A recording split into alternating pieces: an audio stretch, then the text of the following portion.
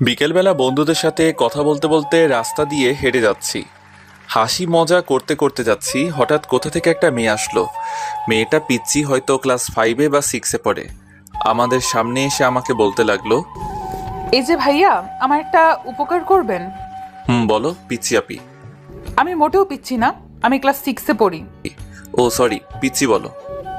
আমি আমার বিড়ালটা হারিয়ে ফেলেছি, একটু খুঁজে দেবেন? কি? ভাইয়া প্লিজ, আমি আমার টমকে খুব ভালোবাসি। টমকে? টম হলো আমার বিড়ালের নাম, গাধা একটা। লে হালুয়া, আমি কেমনে জানবো তোমার টমটমের কথা? দেখুন ভাইয়া, আমার টমকে টম টম বলবেন না। আচ্ছা তুমি কি পাগল? আপনাকে আমি। এই বলে আমার হাতে কামড় দিয়ে দৌড়ে চলে গেল। এসব আমার বন্ধুরা দেখে হাসতে লাগলো। আমি ব্যথায় মা গো বাবা গো বলে চিল্লাচ্ছি, আর হারামি বন্ধুরা দাঁত কেলিয়ে হাসছে। তখন জিহাদ বলল, দোস্ত কামড়টা কেমন লাগলো? আরে শালা মজা নিস, এদিকে আমি ব্যথায় মরছি। তোর কপাল এটাই ছিল। কি সুন্দর করে কামড় দিল। মেয়েটা এমন কেন করলো রে? তুমি চান্দু মেয়েটাকে পাগল বলবা, আর মেয়েটা তোমায় চুমু দিবে? চুমু দিলে না করি না, আমার মন অনেক বড়, সেখানে সবার জায়গা হবে। সবাইকে বোনের নজরে দেখবি। দেখলি না মেয়েটা তোকে কি সুন্দর করে ভাইয়া ডাকলো। ভাইয়া থেকে জামাই হব, তোদের কথা দিলাম। তার মানে আমাদের লেখক প্রেমে পড়েছে, এটাও সম্ভব? না মানে হাত ব্যথা করছে, চল। কথা এড়িয়ে যাচ্ছিস কেন? তুই ব্যথায় মরে যাওয়ার আগে স্বীকার কর। ঠিক, স্বীকার কর, না হলে ছাড়ছি না। আরে ধুর, রাগ দেখে লাভ নাই চান্দু। প্রেমে পড়ছি, এবার ছেড়ে দে। এরপর হাত ধরে বাসায় চলে যেতে লাগলাম। এবার আমার পরিচয়টা দেই, আমি শাহরিয়ার রহমান, এবার এসএসসি দিব। বাবা মার তৃতীয় সন্তান, আমি ছোট, আমার বড় ভাই আর আপু আছে, বাবা আইনজীবী, মা গৃহিণী। আমি বাসায় গিয়ে কলিং বেল দিলাম, একটু পর ভাবি এসে দরজা খুলে দিল। ভাবি, খুব খিদে পেয়েছে। সোফায় বস, চা আর বিস্কুট দিচ্ছি। আচ্ছা ঠিক আছে মা, কই? রুমে আছে হয়তো। এরপর ভাবি চলে গেল, আমি সোফায় বসে ফোন টিপছি। একটু পর ভাবি চা বিস্কুট নিয়ে আসলো, আমি চা খাচ্ছি আর ভাবির সাথে গল্প করছি। তখন ভাবি বলল, শাহরিয়ার আমাকে নিয়ে আমাদের বাসায় যাবে? কেন ভাইয়া? তোমার ভাই তো ভাই, আর তার কোনো সময় নেই, তাই বললো তোমাকে নিয়ে যেতে। ও আচ্ছা, কবে যাবে? কালকে যাব। আচ্ছা তাহলে আমি কালকে স্কুল শেষে নিয়ে যাব। আচ্ছা এখন গিয়ে পড়তে বসো কেমন? এরপর আমি আরো কিছুক্ষণ গল্প করে রুমে গিয়ে পড়তে বসলাম। কিন্তু আমার একটা অভ্যাস, পড়তে বসলে ফোন টিপি, তাই দুইটাই করতে লাগলাম। একটু পর আপু আসলো, আপু এসে ঝাড়ি দিয়ে বলল, কিরে পড়তে বসে ফোন টিপিস কেন? আমার মনে রং লাগছে এই জন্য। চুপচাপ পড়তে বস। তুই প্রেম কর, যা। থাপ্পড় দিব একটা, সে তোর দুলাভাই হয়। হইছে, যা তো, বিরক্ত করিস না। এরপর চলে গেল। আমিও মোটামুটি কালকের পড়া শেষ করে রাতের খাবার খেতে গেলাম। খাবার খেয়ে রুমে এসে ফোনটা চার্জে দিয়ে শুয়ে পড়লাম। আর তখনই মনে হলো রাস্তায় দেখা সেই পিচ্চি মেয়েটার কথা। আমি মেয়েটার কথা ভাবছি আর একা একা হাসছি। সত্যি মেয়েটা অনেক সুন্দর। এই পিচ্চি মেয়েটা যদি আমার বউ হতো কত ভালো হতো। আচ্ছা, তার নামটা জানা হলো না, কি করা যায়? কালকে কি মেয়েটা সেখানে আসবে? আর আসবে কেন? মেয়েটা তো পিচ্চি। উফ, যদি দেখা হতো মন ভরে দেখতাম। এসব ভাবতে ভাবতে কখন যে ঘুমিয়ে পড়লাম মনে নেই। সকালবেলা ঘুম ভাঙলো বাবার নীতি কথা শুনে। প্রতিদিন আমার ঘুম ভাঙে নীতি কথা শুনে। শালা এমন বাবা থাকলে জীবনটা শেষ। সকাল সকাল কি সুন্দর একটা স্বপ্ন দেখছিলাম, সব শেষ করে বাবা আবার বলতে লাগলো, ভালো ছাত্র কখনো 9টায় ঘুম থেকে উঠে? আব্বা চুপ করো তো। তোর ক্লাসমেটটা সারাদিন পড়াশোনা করে আর তুই বনজামি করিস। উফ কি জ্বালা, চুপ করো তো। স্কুলে কি আমি যাব? হ্যাঁ তুমি যাও, ভালো হবে। চুপ, ওঠ। বাবার ঝাড়ি খেয়ে ফ্রেশ হতে চলে গেলাম। ফ্রেশ হয়ে স্কুলের জন্য রেডি হয়ে নিলাম। তারপর গেলাম খাবার খাওয়ার জন্য। খাবার খেয়ে মার কাছ থেকে টাকা নিয়ে সাইকেল চালিয়ে স্কুলে চলে আসলাম। স্কুলে এসে সাইকেল রেখে ক্লাসে গেলাম। ক্লাসে গিয়ে দেখি জিহাদ মেয়েদের সাথে কথা বলছে। আমাকে দেখে আমার কাছে আসলো আর বলল, দোস্ত আমাকে ওরা একা পেয়ে চর দিছে। কি বলিস, তাই নাকি? রে। ওকে দাঁড়া দেখছি। এরপর আমি ব্যাগ রেখে তাদের কাছে গেলাম। আমি গিয়ে বললাম, কি হলো, জিহাদকে মারছো কেন? তাহলে আমাদের সাথে ফাজলামো করে কেন? কি করছে? আমাদের ব্যাগ দিয়ে বেঞ্চ পরিষ্কার করছে। তাই নাকি? এটা তো একটা ভালো কাজ। এই বলে আমিও তাদের ব্যাগ নিয়ে আমার জায়গা মুছে ব্যাগটা আবার তাদের কাছে ফিরিয়ে দিলাম। তারপর জিহাদকে বললাম, ব্যাগ যদি বাঁচাতে চাস তাহলে ব্যাগ নিয়ে ক্লাস থেকে চলে আয়। আমি হাসতে হাসতে চলে আসলাম বাহিরে, আর তখন দেখি শান্ত আসছে। শান্ত আমাদের দেখে বলল, কিরে কি হয়েছে? আমি সবটা বললাম।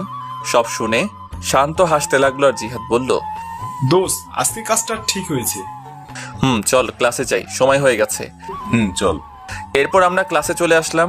ক্লাসে এসে ক্লাস করতে লাগলাম। সবগুলো ক্লাস করে বের হলাম। বের হয়ে তিনজন রাস্তার এক পাশ দিয়ে সাইকেল চালিয়ে যাচ্ছি। হঠাৎ দেখতে পেলাম কালকের মেয়েটিকে। মেয়েটি হেঁটে হেঁটে বাসার দিকে যাচ্ছে হয়তো। আমি মেয়েটির কাছে গিয়ে সাইকেল ব্রেক করলাম, আর মেয়েটি বলল, আপনি কালকের ভাইয়াটা না? কোথায় যাচ্ছ? বাসার দিকে যাচ্ছি, দেখতে পাচ্ছেন না? না, আমি তো কানা। এটাই ঠিক, আপনি কানা। চলো তোমাকে এগিয়ে দেই।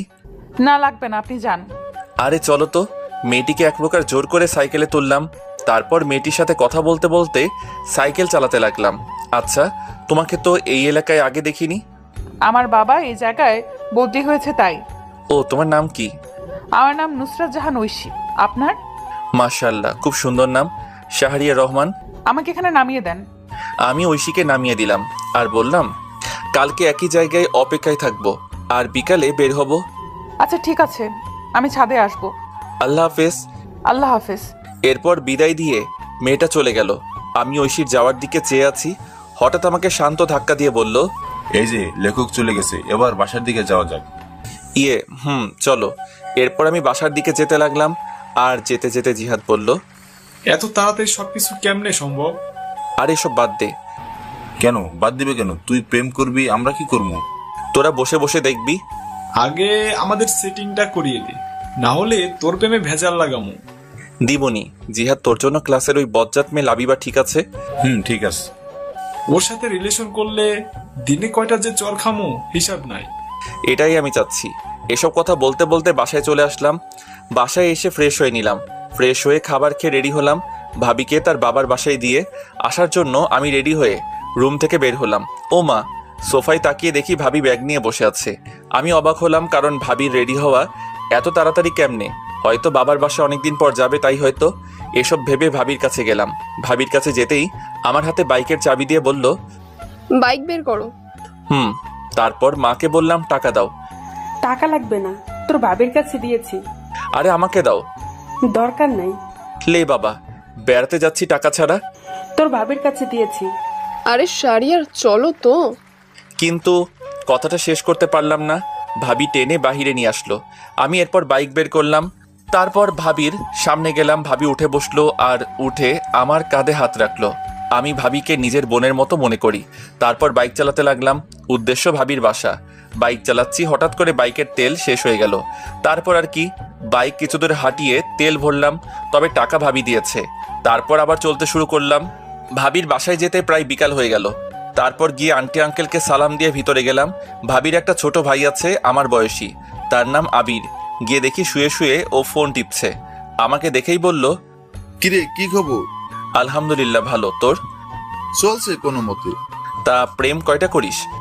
বেশি না, মাত্র 3টা। তুই আর ভালো হবি না? একটা মেয়ে যদি 4-5টা রিলেশন করতে পারে, আমি কেন পারবো না বল? কথায় যুক্তি আছে। এভাবে আবিরের সাথে আড্ডা দিতে লাগলাম। আড্ডা দিতে দিতে হঠাৎ মনে হলো আমার পিচ্চিটার কথা। আজকে বিকালে যাওয়ার কথা ছিল, কিন্তু দূর, মনে ছিল না। কি যে করি। আর আজকে বাসায় না গেলে কালকে স্কুল মিস হবে। স্কুল মিস হলে তো পিচ্চিটাকে দেখতে পারবো না। তাই আমি ভাবির কাছে চলে আসলাম, আর এসে ভাবিকে বললাম, ভাবি আমি চলে যাচ্ছি। আজকে যেতে হবে না, আজকে থাকবে, প্রায় সন্ধ্যা হয়ে এলো। আরে কালকে স্কুল আছে, আর না গেলে স্যার বকা দিবে। যেদিন স্কুল পলাশ তখন? মানে তবুও যেতে হবে। এরপর ভাবিকে বুঝিয়ে আন্টি আঙ্কেল থেকে বিদায় নিয়ে চলে আসলাম। একা একা বাইক চালাচ্ছি আর হেডফোন দিয়ে গান শুনছি। বাসায় আসতে আসতে প্রায় রাত 7টা বেজে গেল। আমি বাইক রেখে কলিং বেল দিলাম, আর একটু পর মা এসে দরজা খুলে দিল, আর আমাকে দেখে অবাক হয়ে বলল, কিরে চলে আসলি কেন? কালকে স্কুল আছে। বাহ, বেশ পরিবর্তন হয়েছিস। পরিবর্তন কি আর এমনি হয়েছি মা? বিড়বিড় করে কি বলছিস? কই কিছু না, আমি রুমে যাচ্ছি, চা দিয়ে যেও। এই বলে রুমে চলে আসলাম। রুমে এসে ফ্রেশ হয়ে পড়তে বসলাম। একটু পর মা চা নিয়ে আসলো, আর আমি বললাম, আচ্ছা মা, আপু কি সারাদিন কথা বলে দুলাভাইয়ের সাথে? কি করবে এছাড়া? ওর এই সময়ে জামাইটাও বিদেশে, তাই কথা বলে। জামাই বিদেশে বলে সারাদিন কথা বলতে হয়। ও তুই বুঝবি না, পড়তে বস। এই বলে মা চলে গেল। ও, আপনাদের বলা হয় নাই, আপুর বিয়ে হয়েছে 1 বছর, আর আপুর বিয়ের 6 মাস পর দুলাভাই বিদেশে চলে যায়, আর আপু এখন প্রেগনেন্ট, তাই এরকমটা বললাম। আমি চা খাচ্ছি আর ফোন টিপছি। পড়তে বসলে ফোন টিপতে ইচ্ছে করে, তবুও কিছুক্ষণ পরে রাতের খাবার খেয়ে শুয়ে পড়লাম। শুয়ে শুয়ে কিছুক্ষণ ফোন টিপে চার্জে দিয়ে ঘুমিয়ে পড়লাম। সকালে প্রতিদিনের মতো বাবার নীতি কথা শুনে ঘুম ভাঙলো। তারপর উঠে ফ্রেশ হয়ে নিলাম। ফ্রেশ হয়ে রেডি হয়ে খাবার খেতে গেলাম। খাবার খেয়ে বাইকটা বের করলাম, কারণ আজকে বাইক দিয়ে যাব, যেহেতু বাইকের চাবি আমার কাছে। আমি জিহাদকে কল দিয়ে বললাম মোড়ে দাঁড়াতে শান্তকে নিয়ে। এরপর আমি মোড়ে আসলাম। মোড়ে এসে তাদের সাথে নিয়ে স্কুলে চলে আসলাম। স্কুলে এসে যথাক্রমে ক্লাস করতে লাগলাম। ক্লাস শেষ করে বের হলাম, আর আমি বললাম দোস্ত তোরা হেঁটে আয়, আমি তোর ভাবিকে বাসায় দিয়ে আসি। আচ্ছা, কিন্তু জিহাদ কই? আমি দূরে তাকিয়ে দেখি একটা মেয়ের সাথে কথা বলছে। আমি ডাক দিলাম। আমি ডাক দিতেই হেসে দিল। আমাদের বোঝার বাকি রইল না, জিহাদ পটানোর চেষ্টা করছে। আমি শান্তকে বললাম তুই জিহাদকে নিয়ে আয়, আমি যাচ্ছি। ঠিক আছে। এরপর আমি বিদায় দিয়ে চলে আসলাম ঐশীর স্কুলের সামনে। এসে দেখি ঐশী স্কুলের সামনের দোকান থেকে ফুচকা খাচ্ছে। আমি দূর থেকে ফুচকা খাওয়া দেখছি আর একা একা হাসছি। হঠাৎ 2টা ছেলে এসে প্লেট নিল আর ঐশীর হাত ধরতে লাগলো। আমি এটা দেখে বাইক নিয়ে ঐশীর সামনে গেলাম আর বললাম উঠো। ঐশী আমাকে দেখে হাসি দিল, তারপর উঠে বসলো। আমি ফুচকার টাকা দিয়ে চলে আসলাম। ছেলেগুলো আর কিছু বলল না। আমি একটা পার্কে নিয়ে আসলাম আর এসে একটা জায়গায় বসলাম। আর তখন ঐশী বলল কালকে বিকেলে আসেননি কেন? আসলে ভাবিকে নিয়ে তার বাবার বাসায় গিয়েছিলাম। ও আচ্ছা, আমাকে বাসার সামনে নামিয়ে দিয়ে আসেন, দেরি হলে মা বকা দিবে। আচ্ছা, কিছু খাবে? না, খাবো না। জানেন মা আমাকে বাসায় একটুও সময় দেয় না, বাবাও না, আমি একা। কেন, আমি আছি তো। আজকে আমি খুব ভয় পেয়েছিলাম। আমি থাকতে তোমার কিছু হবে না, ছায়া হয়ে পাশে থাকবো। আমার বন্ধু হবেন? কি মনে হয়? বন্ধু তাহলে। বাসায় তোমার আম্মু কি করে? সারাদিন ফোনে মিটিং নিয়ে থাকে আর আমাকে একটু একটু বকা দেয়। ও, চিন্তা করো না, তোমার ফোন আছে। আমার সময় কাটানোর জন্য বাবা আমাকে গেমস খেলার জন্য কিনে দিয়েছে। তোমার নাম্বারটা দিবা? নাম্বার তো মুখস্থ নাই। তাহলে আমারটা নাও। এই বলে আমি ব্যাগ থেকে কাগজ বের করে নাম্বারটা লিখে দিলাম। এরপর ঐশীকে নিয়ে তার বাসার সামনে নামিয়ে দিলাম। নামিয়ে দিয়ে বিদায় দিয়ে চলে আসলাম। আর আসার সময় বললাম কল দিতে। এরপর আমি জিহাদ আর শান্তর কাছে চলে আসলাম। আমি কিছু দূর আসতেই দেখি শান্ত আর জিহাদ হেঁটে হেঁটে এদিকে আসছে। আমি গিয়ে তাদের সামনে ব্রেক করলাম আর উঠতে বললাম। এরপর ওদের নিয়ে ঘুরতে লাগলাম। কিছুক্ষণ ঘুরে ওদের বাসায় নামিয়ে দিয়ে আমি আমার বাসায় চলে আসলাম। বাসায় এসে ফ্রেশ হয়ে খাবার খেয়ে বিছানায় শুয়ে পড়লাম। আর তখনই আমার ফোনে একটা কল আসলো। আমি ফোনটা বের করে দেখি অচেনা নাম্বার। আমি ফোন রিসিভ করলাম। ওপাশ থেকে বলল আমি ঐশী। ও তুমি? এতক্ষণ তোমার কথাই মনে করছিলাম। কেন? আমাকে তুমি করে না বললে কল কেটে দিব। আচ্ছা, তুমি করে বলবো। গুড। খেয়েছো? তুমি? জানো মা যেন কার সাথে কথা বলে। কার সাথে বলে তুমি জিজ্ঞেস করো নাই? করেছি, মা আমাকে বকা দিছে। থাক, আর জিজ্ঞেস করো না, তোমার সবকিছু আমাকে বলবা। আচ্ছা, তুমি কিন্তু আমি ছাড়ার কারোর সাথে কথা বলবে না। আচ্ছা, বলবো না। এখন একটু ঘুমাও। এখন ঘুমালে বিকালে উঠতে পারবো না। তাহলে? আমার সাথে কথা বলতে হবে। এ টাকা নেই তো। আমার এই নাম্বারই ইমু খোলা, কল দাও। আচ্ছা, দিচ্ছি। এরপর ঐশী আমার ইমুতে কল দিল আর আমি কথা বলতে লাগলাম। বিকাল পর্যন্ত কথা বললাম। মেয়েটা এত কথা বলতে পারে। এরপর বিকালে বের হলাম আর ফোন দিয়ে জিহাদ আর শান্তকে আসতে বললাম। আমি বের হলাম সাইকেল নিয়ে। তারপর জিহাদ আর শান্তকে নিয়ে ওদের বাসার সামনে আসলাম। আমি এসে কল দিলাম আর বললাম সাদে আসতে। একটু পর সাদে এসে কল দিল। আমি দূর থেকে দেখছি আর কথা বলছি। এইভাবে চলে 1টা বছর। আমি এসএসসি দিলাম আর মোটামুটি ভালো রেজাল্ট করলাম। আর এখন ঐশী এখন আমাকে ছাড়া কিছু বুঝে না, কিন্তু এখনো পর্যন্ত ভালোবাসি কথা বললো না। আমি নতুন কলেজে ভর্তি হলাম, 3জন একই কলেজে ভর্তি হলাম। আর আপুর একটা ছেলে হয়েছে আর ভাবিও প্রেগনেন্ট। এইভাবে চলছিল দিনকাল। একদিন আমি ফোন রেখে কলেজে চলে গিয়েছিলাম আর সবার সাথে আড্ডা দিয়ে বিকালবেলা বাসায় ফিরলাম। বাসায় ফিরে ফোন হাতে নিয়ে দেখি 78টা মিস কল। আমি সাথে সাথে কল দিলাম আর কল দিতেই কল ধরলো। ওপাশ থেকে কান্নার আওয়াজ আসছে। আমি বুঝতে পারলাম আমার পিচিটা কান্না করছে। এই তুমি আজকে স্কুলে আসলে না কেন? তোকে আমি সকালে কল দিয়েছি, ধরিস নাই কেন? আসলে ফোন রেখে কলেজে গিয়েছিলাম তাই। তোর উপর রাগ করে স্কুলে যাইনি। সরি, এই কানে ধরছি, আর হবে না। কিন্তু ঐশী কান্না করছেই, এবারের মতো ক্ষমা করো। আজকে আমার জন্মদিন, তাই আজকে আসবা তুমি। আচ্ছা ঠিক আছে। তোমার বন্ধুদের নিয়ে আসবে। এবার হাসো। হয়েছে, পাম দিতে হবে না। পাগলি একটা। এরপর তার সাথে কথা বলা শেষ করে বিকালবেলা বের হলাম।